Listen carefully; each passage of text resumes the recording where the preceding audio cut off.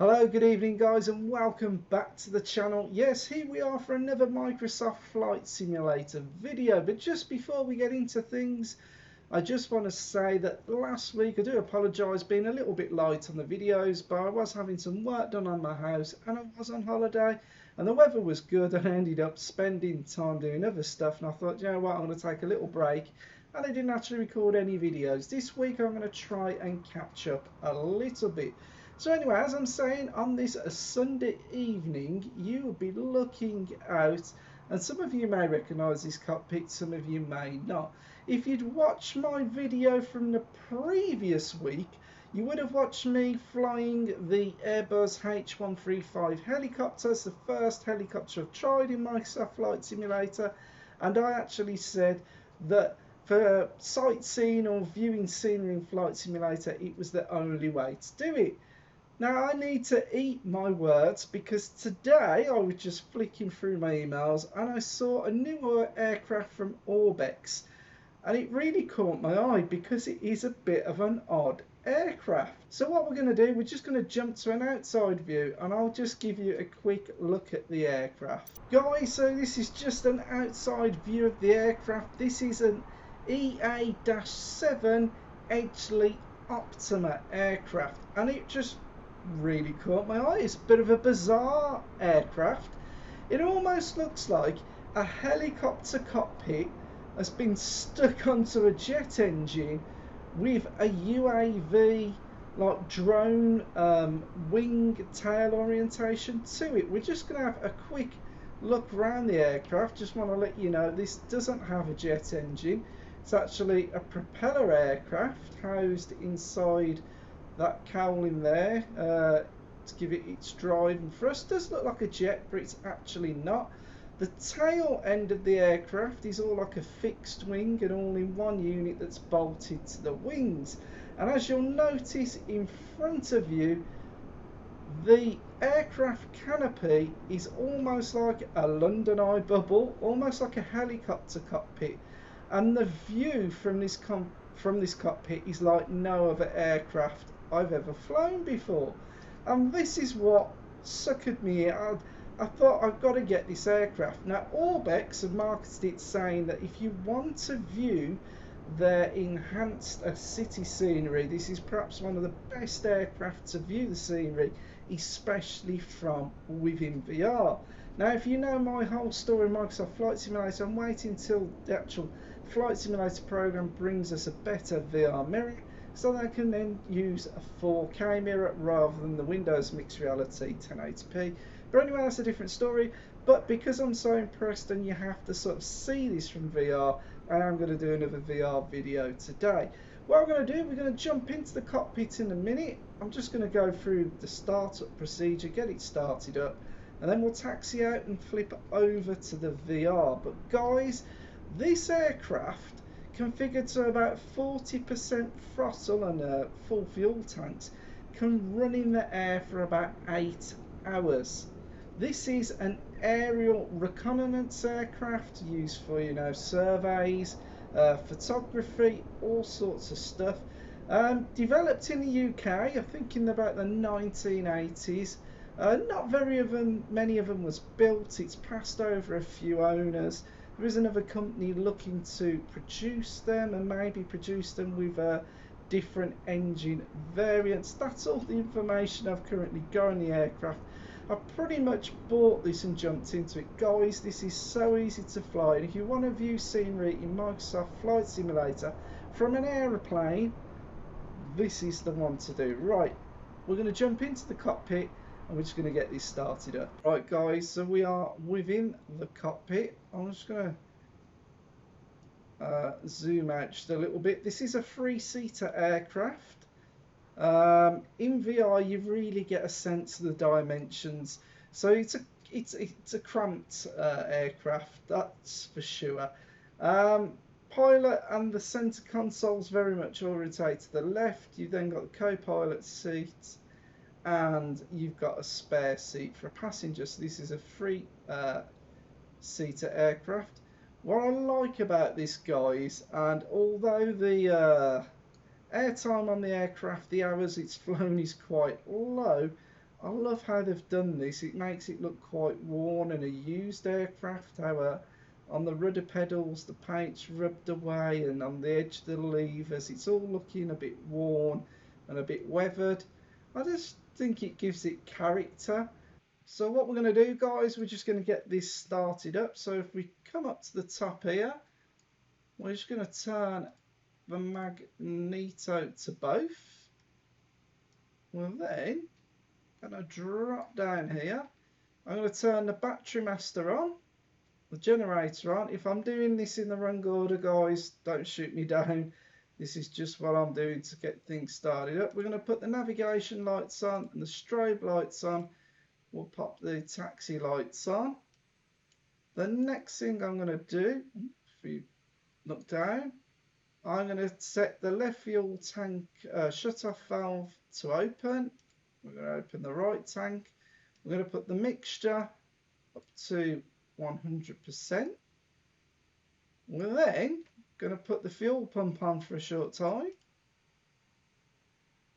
Just pump a bit of fuel into the engine.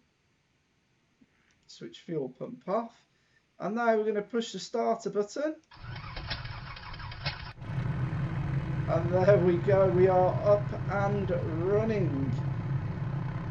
So we've got the rudder pedals left and right in front of us. We've got our stick there. If I go to the outside of the aircraft, you can see we've got the rudders there. Elevator is on that back wing area. Ailerons left and right. This aircraft, this aircraft does have flaps that link in and out there. Okay. Just going to retract those back in. I should have used those in my flight. Okay, so we've got a simplified cockpit, but it's got all the dials that you need. Airspeed indicator, flight level indicator, altitude, that's I think set to the wrong pressure, that's correct. You've got a compass, you've got your climb and descent into your vertical speed indicator, and down there you've got the engine RPM. We've got an oil pressure gauge. If we zoom in, another oil pressure gauge there, oil temperature gauge, how many amps and volts and bits and pieces of the engine, and there's the fuel tanks there. Simple aircraft. We've also got, we'll go the right way, we've got our GPS system. We've got full radio, bits and pieces and range, and then we've got the ident system at the bottom. Can I turn that on? I think that does come on. Can I scroll underneath it? I can't seem to get to the... There we go. So yeah, we can get that on as well. So what I'm going to do, guys, as we taxi out the runway, I'm just going to show you a bit of footage of the aircraft in flight, and then we'll move over to the VR.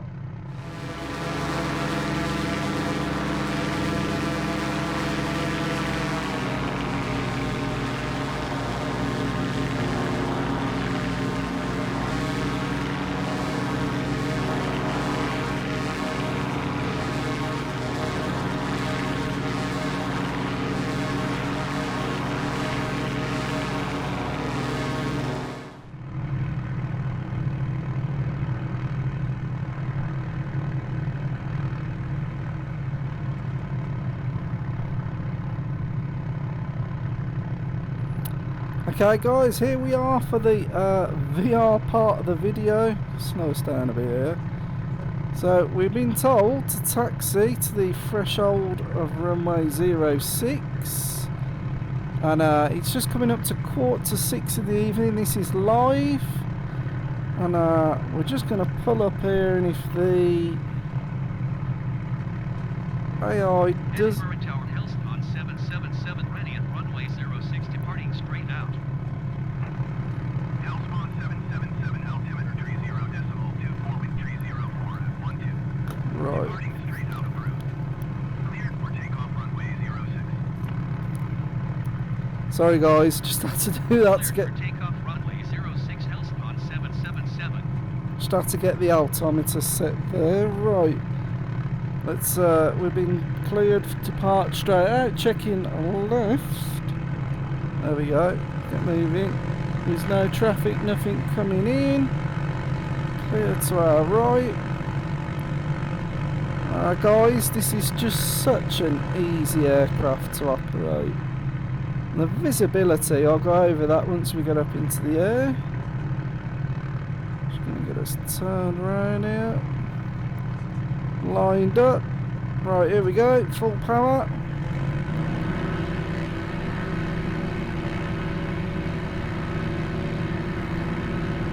Seems like a bit of a crosswind, fighting that off at the minute. Real crosswind blowing at the minute. Now it's beginning to cloud up a little bit. Back across. Not the best takeoff there, but we're up. Got a good rate of climb.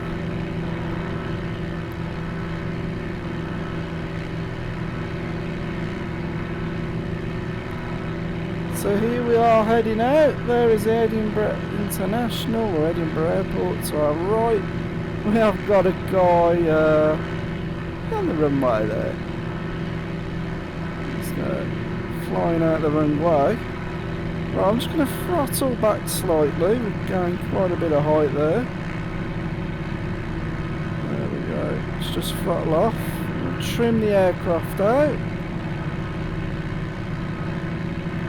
We'll drop back on this power a bit more. Trying to get to a nice cruising speed. And what we're going to do, we're going to fly straight out. Trim it a bit more back. We're going to do a left turn, and then we're going to intercept some of the bridges over there. So guys, I did say in my previous video that the helicopter was the only way to experience Microsoft Flight Simulator scenery in detail. I've got to be honest with you guys, I was wrong, because this is just fantastic. Now it is slightly stuttery. I've got to admit, when I'm not recording any VR, it's as smooth as butter, guys. It runs absolutely perfect under the same settings. Just going to get the left turn started. It's a real shame, really. CPU's up to the job. My GPU is struggling a little bit. Hopefully the VR mirror will be a little bit smoother than this, but if this is like this, the VR mirror may not be.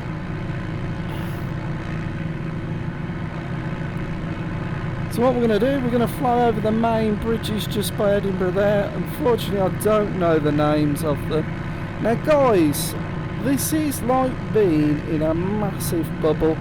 I'll say once again, it's like a very own London Eye bubble. Looking at the cockpit to the left of me, it just feels like if I wasn't, you know, harnessed in, I could fall straight out the aircraft. The view from this plane, it's just fantastic. Anywhere you look, up, I've got clear visibility up, the fire extinguisher out to the right, come back over, looking over to the left, can see absolutely everything. Now this cockpit is for 3 people, and the centre console is situated just to the left hand side of the aircraft. I imagine it's quite cramped for the pilot, and there's definitely 2 passengers over there, co-pilot and the passenger.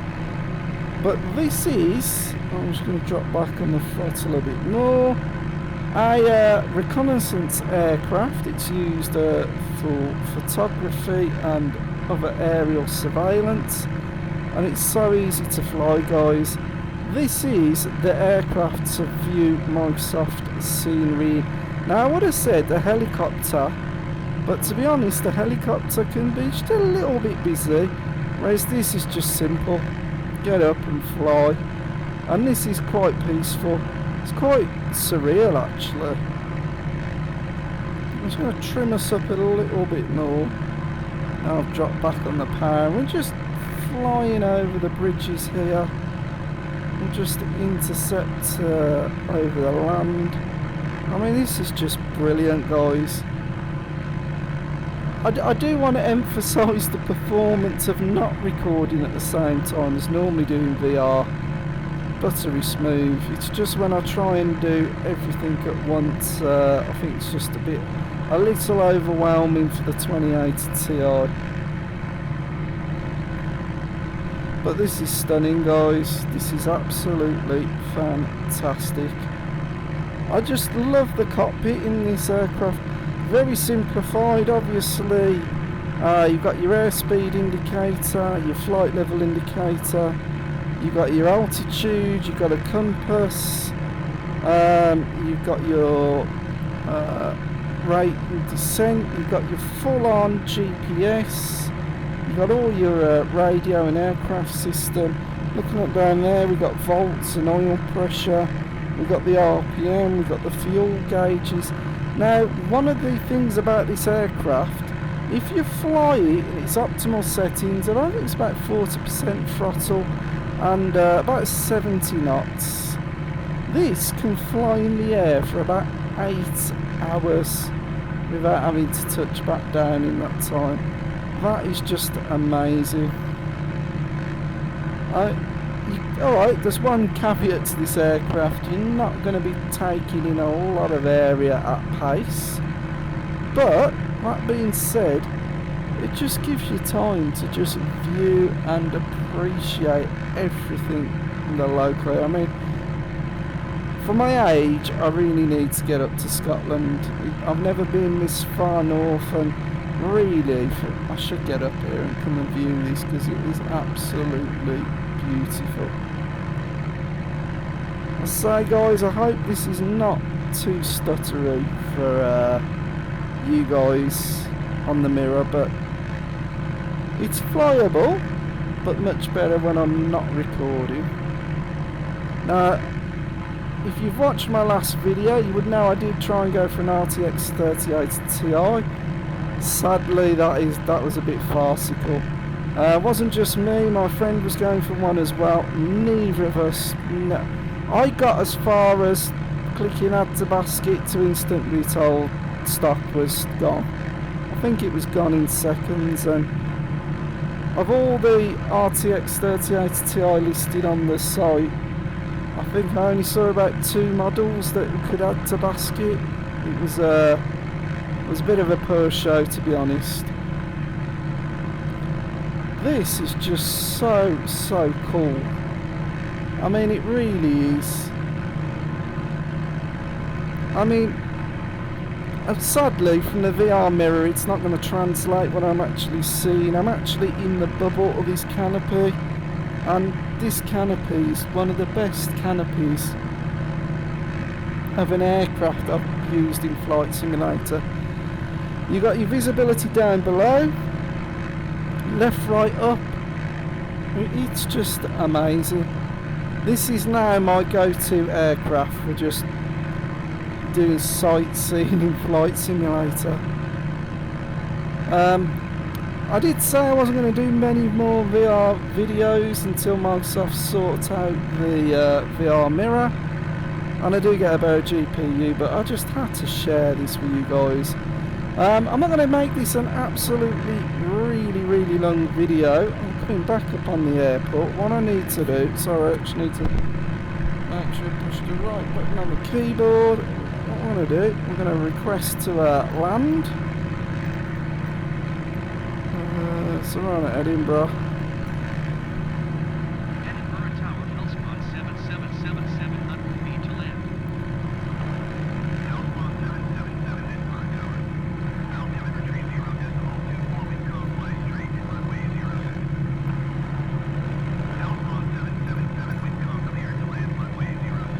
Right, we've got our clearance. I knew we were coming back up on the runway then, so we're just going to put this down. Now, the only other thing I've noticed about this aircraft, it will stall around 60 knots, so although we're trying to lower our speed off here,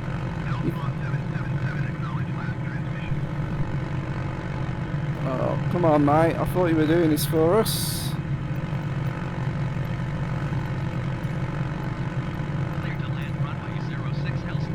There we go. Here's 06. Something I need to find out. I don't think this aircraft has any flaps. I think it's purely the design. Maybe it doesn't need them. But here we go for the landing. So keep an eye on the airspeed. Don't want to drop below 60. A little bit low, but what I'm going to do, I'm going to drop the rate of descent off. I'm going to do a flare. We're going to aim for about the centre of the runway.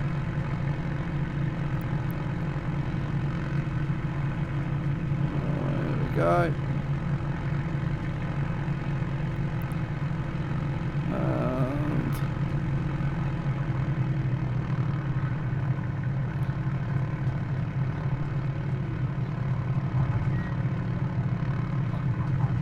There we are, down. Oh, the rudder on. And we'll depart in a minute.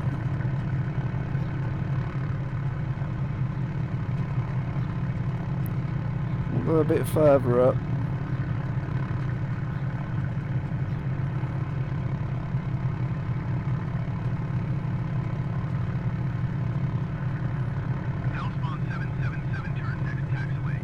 There we go. Just going to let it roll down a bit more. Apply a small amount of brake. Getting ready for our right turn here.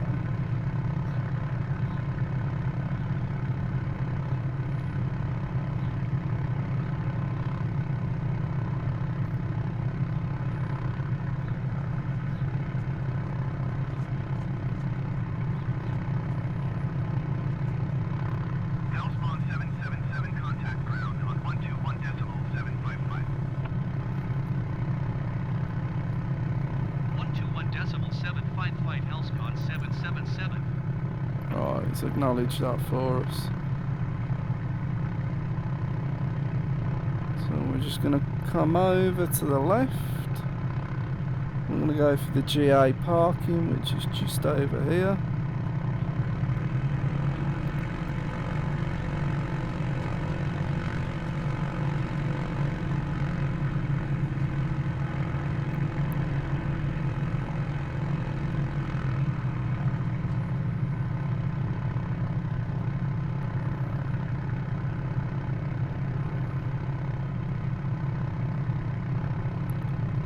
Guys, so this is the end of the video.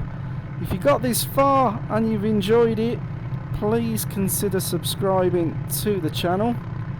We can definitely do far more exploring in this aircraft in the future, and to be honest, that's something for live streams. I've decided that once I get over 1,000 subs, I'm going to start live streaming. I've done it in the past on the channel, but I haven't done it of recent. But that is something that if you get me to 1,000 subs, we'll start doing. Start doing racing with subs, flying with subs, stuff, you know, things like that. We'll join up and get together.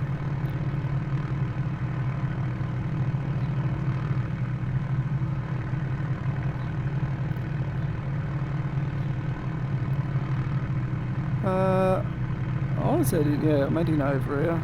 So it's a left turn here. Yes, so if you've enjoyed this video, please, if you can, give me a sub to the channel, give me a thumbs up. We're going to park in this one. So I'm going to roll the aircraft up here. All of us. Parking brake is on. And what I'm going to do, I think we'll drop the throttle mixture back.